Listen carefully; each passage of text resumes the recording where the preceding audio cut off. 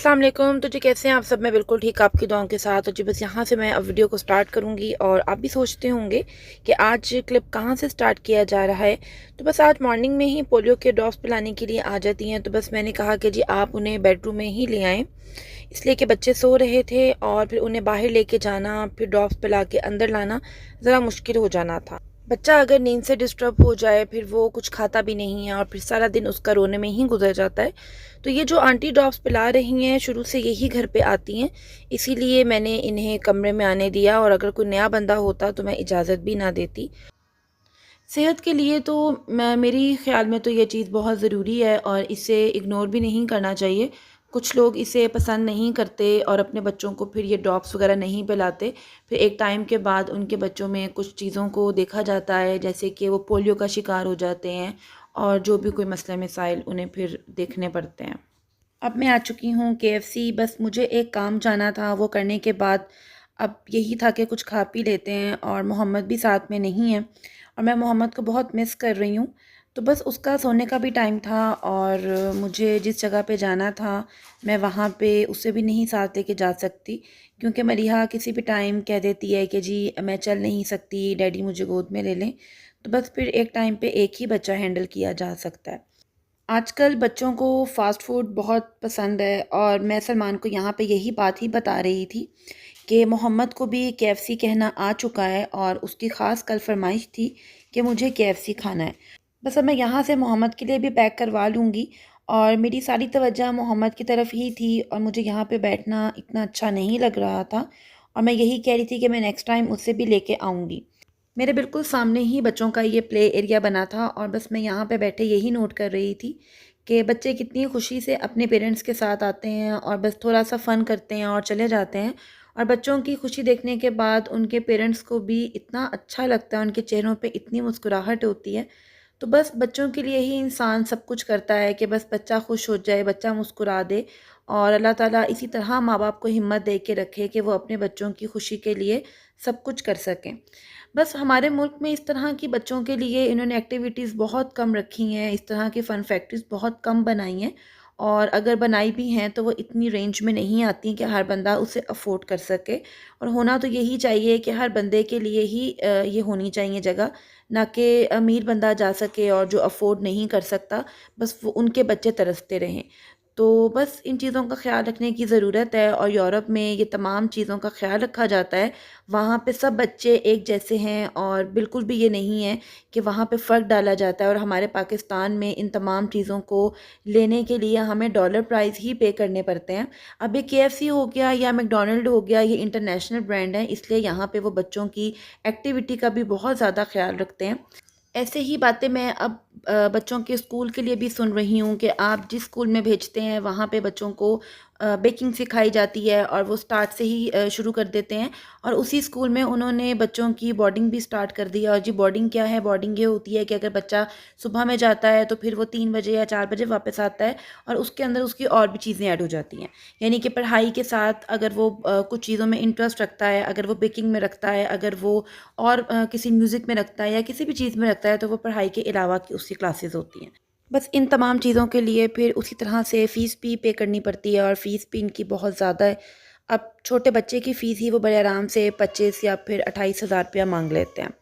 तो सुनने वाला ये कहता है कि जी क्यों भेजते हो इतने बड़े स्कूल में, इतने महंगे स्कूल में, लेकिन कुछ चीज़ों पे आपको बर्दाश्त करना पड़ता है क्योंकि उनके बगैर आपका गुजारा ही नहीं है। तो अब जी बस मैं जा रही हूँ यहाँ पे घर की तरफ, और बस रास्ते में से मैंने काफ़ी काम भी कर लिए, पानी की बॉटल्स भी उठा ली, और इन तमाम चीज़ों के लिए मुझे इतना ही दूर आना पड़ता है, तो फिर वापसी पे मैं अपने सारे काम करती हुई जाती हूँ कि हमें फिर वापस ना आना पड़े। इसी व्लॉग में मैं आपके साथ नेक्स्ट डे की रूटीन भी शेयर करने जा रही हूँ, और अब मैं नेक्स्ट डे कहाँ जा रही हूँ और मैं वहाँ पे क्यों गई, इंशाल्लाह वो आपको आगे चल के मैं दिखाती हूँ।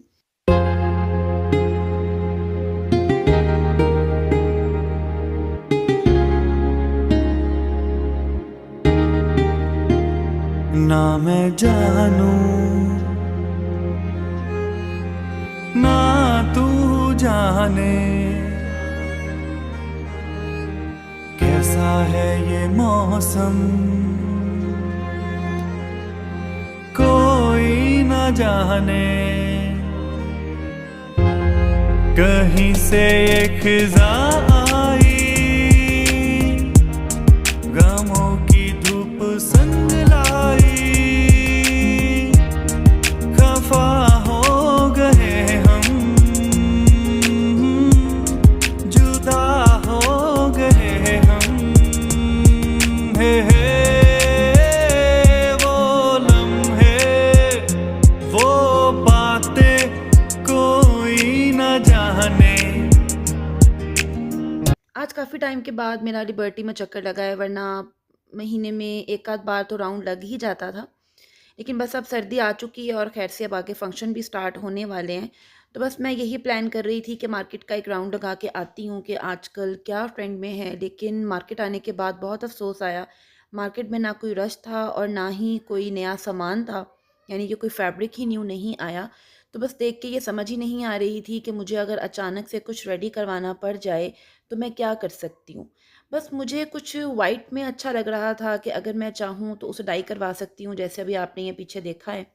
लिबर्टी में ज़्यादातर वाइट मटेरियल में चीज़ें मिलती हैं जिसे आप खुद डाई करवा के तैयार कर सकते हैं, और ओरिगा मार्केट में तैयारशुदा कपड़े होते हैं, बस आप ले लें और उसकी सिलाई करवा लें। मैं ज़्यादातर वाइट मटेरियल में कपड़े लेके उसे डाई करवा के तैयार करवाना पसंद करती हूँ और मैं बनाती भी इसी तरह ही हूँ। तो बस अब मैं सलमान को लेके आई थी और मुझे मार्केट में आके जब कुछ नज़र नहीं आया तो शॉपकीपर मुझे यही कह रहा था कि बाजी आजकल इतनी महंगाई हो चुकी है कि लोग तो आजकल आ ही नहीं रहे, हम भी इतना माल नहीं डाल रहे कि इतना माल डालने का फ़ायदा क्या है, या हमारे पास इतने पैसे ही नहीं हैं कि हम दुकान में और नया माल डाल सकें। तो बस ये देखिए कितनी खूबसूरत चीज़ें हैं वाइट में, अगर आप इसे अच्छे खूबसूरत कलर दें, और ये होती भी प्योर में है, इनके ऊपर कलर बहुत अच्छा आता है। बस अभी तक मार्केट में ज़्यादातर नेट चल रही है और इसी तरह से कॉटन नेट चल रही है। बस अभी यही चीज़ है और कुछ भी न्यू नहीं आया मार्केट में। बस मैं यहाँ पे ज्वेलरी देख रही थी, लोग आजकल यही करते हैं कि मैचिंग सेट इस तरह से पहना देते हैं, और ये भी मुझे सुनने में आया कि ये 2-2 लाख के ये वाले सेट सेल करते हैं। तो मैं यही सुन के हैरान हो रही थी कि इतना इसमें क्या लगा है, और यही ज्वेलरी अगर आप नेट पे पसंद कर लें तो आपको इन शॉप्स के निस्बत बहुत ही कम प्राइस पे मिलती है। विंडो शॉपिंग करने से ये फ़ायदा हो जाता है कि जब आप यही तमाम चीज़ें नेट पे देखते हैं तो आप उन्हें ईज़िली ऑर्डर कर सकते हैं, क्योंकि यही लोग होते हैं जो ऑनलाइन अपने पेज को भी चला रहे होते हैं। अब मैं एक शॉप पे आ चुकी हूँ और सर्दी में मैं इनसे शर्ट्स लेके जाती हूँ।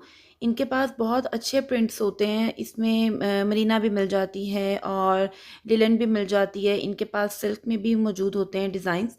तो बस मैंने भी इनसे एक डिज़ाइन पसंद कर ही लिया था और इंशाल्लाह जब मैं उसे रेडी करूँगी तो आपको दिखाऊँगी भी कि वो कैसा बना है। ये शॉप लिबर्टी में है और इनके पास बहुत अच्छे प्रिंट्स मिलते हैं, वरना अक्सर पठान भाइयों के पास ज़्यादा अच्छे प्रिंट्स नहीं होते। और मज़े की बात ये थी कि उन्होंने मुझे पहचान भी लिया था, जबकि मैं उनके पास पिछले साल गई थी, यानी कि सर्दी में। तो जब मैंने उन्हें कहा कि जी मैंने आपसे लास्ट टाइम इतने में शर्ट नहीं ली थी, तो कहते हैं जी नहीं, मैंने आपको इतने में दी थी। तब मैंने कहा कि यानी आप मुझे पहचान गए हैं? कहते हैं जी बिल्कुल, मैं आपको पहचान गया हूँ। तो ये भी बड़ी बात होती है कि शॉपकीपर इतने कस्टमर्स में से किसी एक कस्टमर को याद रखे। तो फिर सलमान ने उन्हें याद करवाया कि नहीं, आपने इतने में नहीं, मुझे इतने में शर्ट दी थी, और बहुत रीज़नेबल प्राइस में होती है। इस दफ़ा उन्होंने मुझे 900 में ये शर्ट पीस दिया है। तो बस इंशाल्लाह जब मैं रेडी करूँगी तब मैं आपको बताऊँगी, लेकिन मैंने उनसे 2 शर्ट पीस लिए थे, तो अब वो रेडी होने के बाद ही मैं आपके साथ शेयर करूँगी। अब जी मैं यहाँ पे आ चुकी हूँ शॉपिंग में, बस मरिया को कुछ टॉय वगैरह लेने थे, लेकिन मुझे यहाँ शॉपिंग में आने के बाद कुछ एक अजीब सी ही फीलिंग आई। एक दौर ऐसा था कि यहाँ पे चमक और धमक और यहाँ की चीज़ें देखने वाली थी, लेकिन अब वो मज़ा नहीं था शॉपिंग का, बिल्कुल ही एक अजीब सी शॉप लग रही थी। तो कुछ देखने में भी इतना अच्छा नहीं लगा। सलमान को ऑफ़िस के लिए अपने कप लेने थे, मुझे वो भी कोई डिज़ाइन पसंद नहीं आया। बस सलमान को ये गन स्टाइल में एक कप अच्छा लगा था, लेकिन मैंने सलमान को नहीं लेने दिया। ये लेके जाना मैंने। Yes I want. उतारो उसको यार, आओ आगे की तरफ। स्पाइडर ले लेते हैं। ये ना मैं लेना। बस यहाँ पे मास्क हम लोगों ने देख तो लिए थे और मैं एक लेना भी चाहती थी, बट सलमान नहीं माने कि नहीं, ऐसी चीज़ घर पे नहीं जाएगी। तो जी अब बस मैं यहाँ पे अपनी वीडियो को एंड करने जा रही हूँ, और आपने कमेंट बॉक्स में बताना है कि आपको आज का व्लॉग कैसा लगा। अब आप मुझे इजाज़त दीजिए, तब तक के लिए अल्लाह हाफ़िज़।